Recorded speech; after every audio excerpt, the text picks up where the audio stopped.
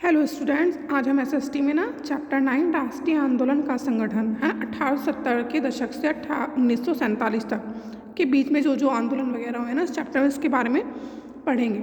इससे पहले चैप्टर्स में हमने क्या क्या पढ़ा ये सब है ना यहाँ पर मेंशन किया गया, आप लोगों ने पढ़ा भी था कि वे भारतीय भू क्षेत्र पर अंग्रेजों का कब्जा और रियासतों का अधिग्रहण था, नए कानून और प्रशासनिक संस्थाओं की शुरुआत थी, किसानों और आदिवासियों की जिंदगी में बदलाव, महिलाओं की स्थिति से संबंधित वाद विवाद, जाति व्यवस्था को चुनौतियाँ, 1857 का विद्रोह उसके बाद की नीति है ना, इन सब चीज़ों के बारे में हम ऑलरेडी इससे पहले चैप्टर्स में हम लोग पढ़ चुके हैं बेटा। फिर हमने ना जैसे अब हमारा चैप्टर ये स्टार्ट होता है राष्ट्रवाद का उदय। भाई राष्ट्रवाद का उदय किस तरह से हुआ ना, इस सब चीज़ों के बारे में बताया जा रहा है कि यह देश क्या है और किसके लिए है। इसका जवाब धीरे धीरे इस रूप में सामने आया है। भारत का मतलब यह है भारत की जनता, भारत यहाँ रहने वाले किसी भी वर्ग, रंग, जाति, पंथ, भाषा या जेंडर वाले तमाम लोगों का घर है। भाई जो भारत आपको पता है इंडिया में हमारे भाई कोई भेदभाव नहीं है ना, जातिवाद नहीं है, सभी व्यक्ति को चाहे किसी भी रंग रूप का हो, किसी भी जाति का हो, किसी भी धर्म से संबंधित हो, सभी को एक समान माना जाता है। यह देश और इसके सारे संसाधन और उसकी सारी व्यवस्था उन सभी के लिए है ना। सीधी बात है, जो यहाँ पे रहने वाले लोग हैं, यहाँ के जितने भी संसाधन वगैरह सभी भारतीयों के लिए है। संसाधनों व यहाँ के लोगों की ज़िंदगी पर कब्जा जमाए हुए हैं जो अंग्रेज लोग हैं है ना। उन जब यहाँ पर अंग्रेज जो भारत में आए थे तो उनका सभी पर क्या था, अपना उन्होंने कंट्रोल किया हुआ था। जब तक यह नियंत्रण खत्म नहीं होगा भारत यहाँ के लोगों का भारतीयों का नहीं हो सकता है। पर जब तक कि अंग्रेजों का यहाँ पर शासन रहा तभी भारतीय लोगों का किसी भी यहाँ की चीज़ों पर उनका अपना अधिकार नहीं था। अंग्रेज लोग ये सोचते थे कि भाई सारा कंट्रोल उन्हीं का है, सभी कुछ उन्हीं का है। 1850 के बाद बने राजनीतिक संगठनों में साफ दिखाई देने लगी थी। 1870 और 1880 के दशकों में बने राजनीतिक संगठनों में यह चेतना और गहरी हो चुकी थी। भाई जैसे जैसे धीरे धीरे लोग जागरूक हुए, अवेयर हुए है ना, उन सबको पता चलने लगा भाई हाँ भाई अब हमें क्या करना चाहिए, अपने अधिकारों के लिए लड़ना चाहिए।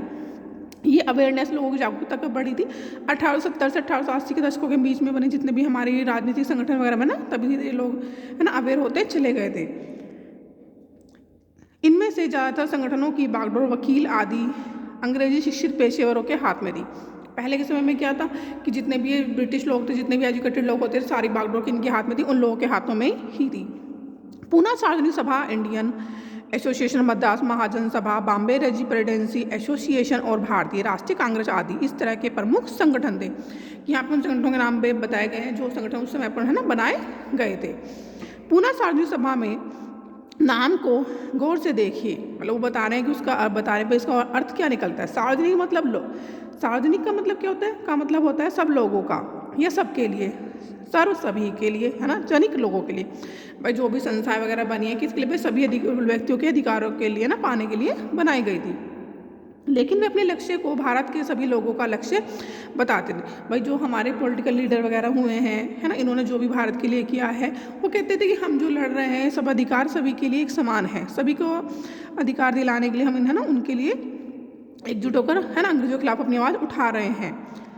वे इस सोच के साथ काम कर रहे थे कि लोग संप्रभु हो, संप्रभु है ना, संप्रभुता एक आधुनिक विचारों राष्ट्रवाद का बुनियादी तत्व होता है। ये संगठन इस धारणा से चलते थे कि भारतीय जनता को अपने मामलों के बारे में फैसले लेने की आज़ादी होनी चाहिए। बस संप्रभुता क्या है कि सभी को साथ मिलजुल कर है ना अपने अधिकारों को पाने के लिए ना इकट्ठा होना चाहिए, लड़ना चाहिए। अब वो कहते हैं कि भाई हमें आज़ादी लेने के लिए क्या करना है कि सभी भारतीयों को एक साथ जुट होकर, एक साथ मिलजुल कर अपने अधिकार को पाने के लिए है ना आवाज़ उठानी चाहिए। 1870 और 1880 के दशकों में ब्रिटिश शासन के प्रति असंतोष और ज़्यादा गहरा हो गया।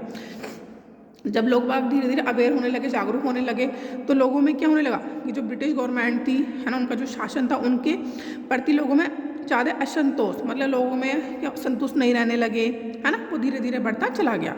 फिर ब्रिटिश गवर्नमेंट ने एक एक्ट पारित किया था। कब, 1878 में एक आर्म्स एक्ट पारित किया था। इसमें क्या किया गया था कि किसी भी भारतीय को अपने पास अधिकार मतलब हथियार रखने का अधिकार नहीं था। यह अधिकार उन्होंने भारतीयों से ले लिया था। फिर एक और एक्ट किया गया, वर्नाक्यूलर एक्ट, प्रेस एक्ट भी पारित किया गया।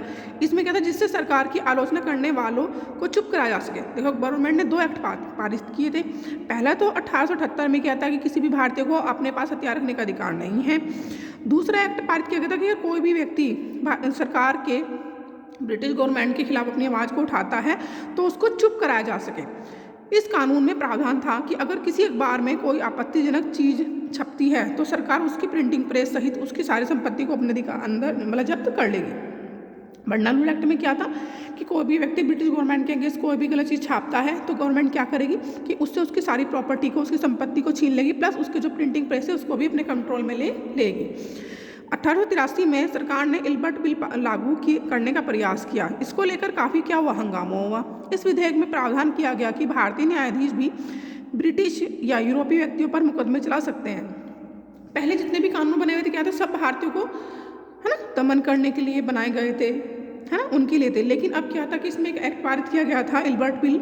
इसमें ये लागू किया गया था कि कोई भी भारतीय व्यक्ति ब्रिटिश जो भी अधिकारी वगैरह हैं उनके अगेंस्ट अपने है ना मुकदमे वगैरह दायर कर सकते हैं, ताकि भारत में काम करने वाले अंग्रेज और भारतीय न्यायाधीशों के बीच क्या बनी रहे, एक समानता बनी रहे। जब अंग्रेजों के विरोध की वजह से सरकार ने यह विधेयक क्या किया, ब्रिटिश गवर्नमेंट जब जो ब्रिटिश अंग्रेज लोग ऑफिसर्स वगैरह थे उन्होंने इस एक्ट का क्या क्या विरोध किया, तो ब्रिटिश गवर्नमेंट ने क्या किया कि अपने इस एक्ट को क्या कर लिया, वापस ले लिया।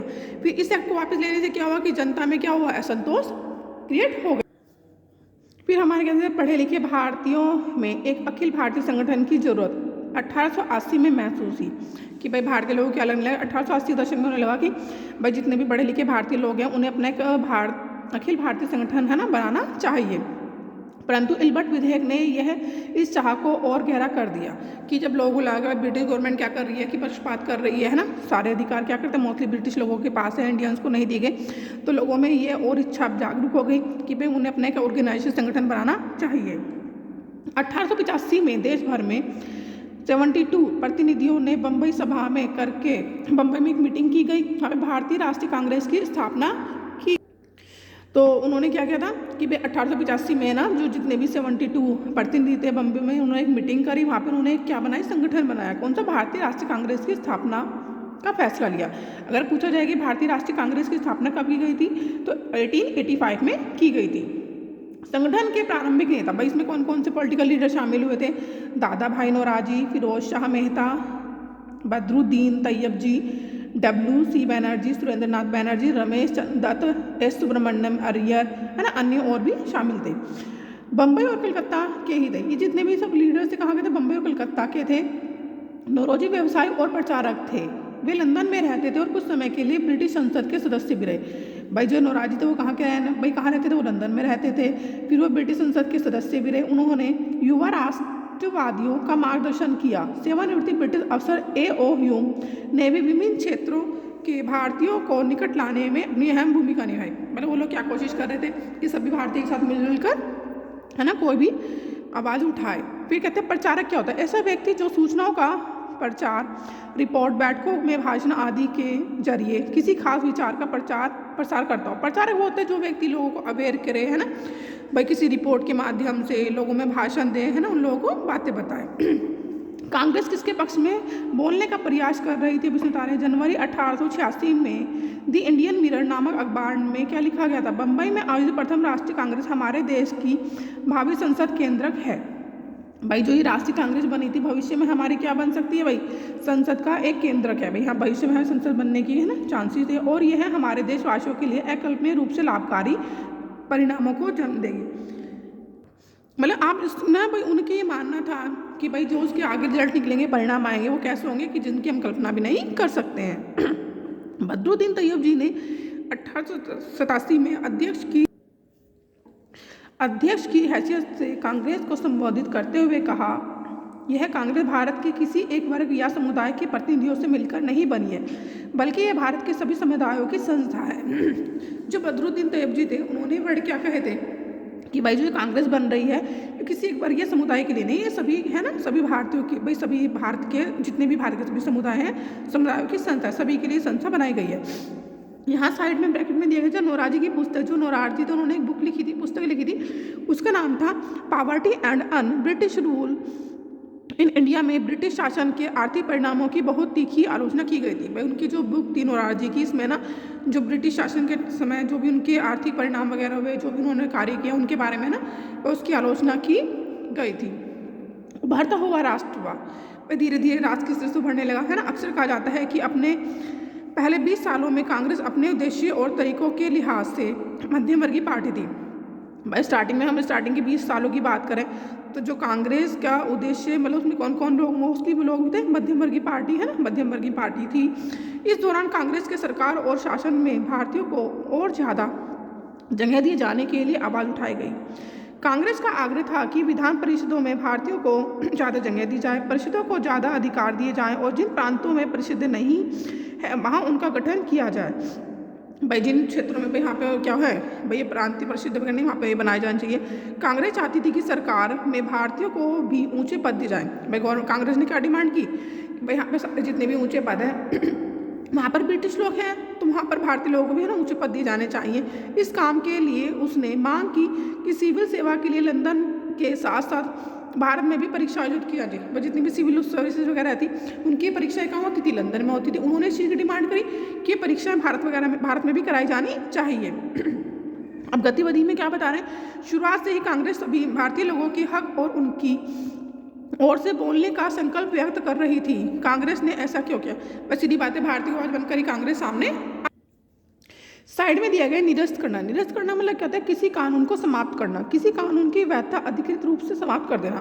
भाई कोई कानून है उसको आपको खत्म करना है तो निरस्त मतलब उसको खत्म करना है। शासन व्यवस्था में भारतीय करण की मांग नस्लवाद के खिलाफ चल रहे आंदोलन का एक हिस्सा थी, क्योंकि तब तक ज़्यादातर महत्वपूर्ण नौकरियों पर गोरे अफसरों का ही कब्जा था। भाई ब्रिटिश लोग क्या करते थे, भाई रंग भेद नीति मानते थे बहुत ज़्यादा। तो मोस्टली जितनी भी ऊंचे पद थे वो किनके पास थे, ब्रिटिश लोगों के पास थे, अपॉइंट थे वो लोग। अंग्रेज आमतौर पर यह मानकर चलते थे कि भारतीयों को जिम्मेदारी भरे पद नहीं दिए जा सकते। ब्रिटिश लोगों की क्या मान्यता था कि भाई जितने भी भारतीय उन्हें ना ऊंचे पद नहीं दिए जाने चाहिए, क्योंकि अंग्रेज अफसर अपने भारी भरकम वेतन का एक बड़ा हिस्सा ब्रिटेन भेज देते थे। भाई वो क्यों मानते थे कि भारतीय लोगों को ऊंचे पद क्यों देने चाहिए, क्योंकि जो अच्छे मतलब ऊंचे पद पर अपॉइंट होते थे उन्हें सैलरी अच्छी मिलती थी, उनका वेतन अच्छा मिलता था। तो क्या करते, अपनी वो जो अर्निंग सैलरी थी उसका एक हिस्सा वो कहाँ भेजते थे, ब्रिटेन भेज देते थे। कि भारतीयकरण को यहाँ की धन संपत्ति की कुछ हद तक भारत में रुकने लगेगी। मैं भारतीय लोगों ने इसलिए डिमांड करी कि भाई भारतीय लोगों को भी ऊंचे पद मिलने चाहिए, जिससे कि जो भारत का भाई पैसा है, अर्निंग है, वो क्या भारतीय लोगों को मिले और वो अपने भारत में ही रहे। भारतीयों की मांग की न्यायपालिका को कार्यपालिका से अलग किया जाना चाहिए। भाई उनका मानना क्या था, भारतीयों ने क्या डिमांड की, भाई न्यायपालिका जो कार्यपालिका उन दोनों को भी अलग किया जाना चाहिए। फिर एक ब्रिटिश गवर्नमेंट ने एक एक्ट पारित किया था, कौन सा, आर्म्स एक्ट पारित किया था। उन्होंने कहा इसको भी निरस्त मतलब इसको कैंसिल किया जाना चाहिए कि भाई भारतीयों को भी अधिकार देना चाहिए कि भाई वो हथियार वगैरह अपने पास रख सकें। शुरुआती सालों में कांग्रेस ने कई आर्थिक मुद्दे भी उठाए। उनका कहना था कि भारत में ब्रिटिश शासन की वजह से ही गरीबी और अकाल पड़ रहा है। भारतीयों क्या मानना था कि जब से ब्रिटिश लोग हैं ना यहाँ पर शासन कर रहे हैं तो यहाँ पर क्या हो रहा है, भाई लोग भाग में क्या बहुत ज़्यादा गरीबी फैल रही है और अकाल पड़ रहा है। बढ़ते लगान के कारण काश्तकार और जमींदार विपन्न हो गए हैं। भाई उनकी क्या है, बस सीधी बात है, ब्रिटिश लोग क्या करते थे, भाई भारतीय लोगों से बहुत ज़्यादा क्या लेते थे, लगान मतलब टैक्स लेते थे, है ना। और उससे क्या होता था कि सपोज करो किसी साल फसल अच्छी नहीं हुई है तो वो टैक्स कहाँ से पे कर पाएंगे, तो उसे इन समस्याओं का सामना करना पड़ता था। अनाजों के भारी निर्यात की वजह से खाद्य पदार्थों का अभाव पैदा हो रहा था। भाई यहाँ से हमारे जो अनाज वगैरह क्या कहते हैं, निर्यात मतलब बाहर भेजे जाते थे, तो इससे भी बहुत बड़ी क्या होती थी, बस सीधी बात है, जब आपके यहाँ से कोई सामान खाने सामान बाहर भेजा जाएगा तो यहाँ पर क्या होगी, उस चीज़ की क्या होगी, कमी पैदा हो जाएगी। कांग्रेस की मांग थी कि लगान कम किया जाए। भाई कांग्रेस ने डिमांड की कि जो गवर्नमेंट लोगों से टैक्स के रूप में लगान ले रही है ना, लगान ले रही है तो उसको कम किया जाना चाहिए। फौजी खर्चों में कटौती की जानी चाहिए, उनमें कमी की जानी चाहिए। और सिंचाई के लिए ज़्यादा क्या करने चाहिए, अनुदान दिए जाने चाहिए, यानी कि गवर्नमेंट को जो किसान वगैरह उनकी हेल्प करनी चाहिए, उन्हें सुविधाएँ वगैरह प्रोवाइड की जानी चाहिए। उसने नमक कर मतलब उन ब्रिटिश लोगों ने क्या किया, नमक पर भी टैक्स लगा रखा था। विदेशों में भारतीय मजदूरों के साथ होने वाले बर्ताव तथा भारतीयों के कामों में दखल अंदाजी करने वाले वन प्रशासन की वजह से वनवासियों की बढ़ती मुश्किलों के बारे में बहुत सारे प्रस्ताव पारित किए। कि भाई लोगों ने क्या क्या डिमांड की कि भाई जैसे सपोज करो ब्रिटिश लोग क्या करते थे, यहाँ से इंडियंस को एज लेबर के रूप में, मजदूर के रूप में बाहर ले जाते थे और उनसे काम कराते थे। तो उनके साथ उनका व्यवहार कैसा होता था, बहुत ही मतलब बुरा व्यवहार करते थे वो उनके साथ। फिर जो भारत के कामों में क्या करते थे, वे भारत के जितने हर मैटर्स में क्या करते थे, दखल अंदाजी करते थे, इंटरफेयर वगैरह करते थे। और जो जंगलों में रहने वाले लोग थे है ना, उनके साथ भी उन्हें भी बहुत सारी समस्याओं का सामना करना पड़ता था। पढ़े लिखे संपन्न वर्ग की संस्था होते हुए भी कांग्रेस केवल पेशेवर समूह जमींदारों उद्योगपतियों के हक में ही नहीं बोल रही थी। भाई खाली यही नहीं था कि भाई पढ़े लिखे लोग का भाई अपनी ऑर्गेनाइजेशन संस्था बनाई गई थी, वो नहीं लोगों के लिए बात करें, वो सभी लोगों के लिए क्या कर रहे थे, अपनी आवाज़ को उठा रहे थे। मध्यम वर्गीय नेता जनता को ब्रिटिश शासन के अन्यायपूर्ण चरित्र से अवगत कराना चाहते थे। जो हमारे मध्यम वर्गीय है ना, मिडिल क्लास के जो लीडर्स वगैरह रहते हैं, वो क्या करते थे कि जो ब्रिटिश लोग थे है ना, ब्रिटिश गवर्नमेंट थी भाई, वो उनका जो रूप था वो चरित्र सभी के सामने लाना चाहते थे कि भाई ये देखो किस तरह से दोगला व्यवहार करते हैं। उन्होंने अखबार निकाले, लेख लिखे और यह साबित करने का प्रयास किया कि ब्रिटिश शासन को आर्थिक तबाही की ओर ले जा रहा है। जो ब्रिटिश शासन है भाई, ब्रिटिश लोग यहाँ पे शासन कर रहे हैं, हम लोगों का आर्थिक तबाही यानी कि हमारी इकोनॉमिकली जो कंडीशन है उसको डाउन कर रहा है। उन्होंने अपने भाषणों में ब्रिटिश शासन की निंदा की और जनमत निर्माण के लिए देश के विभिन्न भागों में अपने प्रतिनिधि भेजे। लोगों को अवेयर करने के लिए वो क्या कि अलग अलग भागों में लोगों को क्या करना है, अपने प्रतिनिधि भेजे, जिससे वो लोगों को अवगत कराए, बताएं कि भाई गवर्नमेंट क्या कर रही है, कैसे कर रही है।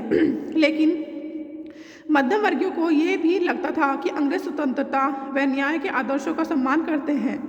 मतलब कुछ लोगों का ये मानना था कि भाई जो ब्रिटिश लोग हैं वो हमारे कहते हैं स्वतंत्र फ्रीडम का और है ना, न्याय के आदर्शों का भी सम्मान करते हैं। इसलिए वे भारतीयों की न्याय संगत मांगों को स्वीकार कर लेंगे। भारतीयों की उम्मीद थी कि भाई जो हम लोग उनसे डिमांड कर रहे हैं वो हमारी मांगों को मान लेंगे। लिहाजा कांग्रेस का मानना था कि सरकार को भारतीयों की भावनाओं से अवगत कराया जाना चाहिए। कि जितनी भी कांग्रेस वगैरह थी, ये लोग थे, ये क्या चाहते थे कि हम लोग के साथ जो समस्याएं प्रॉब्लम्स हैं, हमें क्या करना चाहिए, गवर्नमेंट को हम अपनी समस्याओं से अवगत कराना चाहिए, जिससे कि वो हमारी उन समस्याओं को सुने और उनका सोल्यूशन निकालें।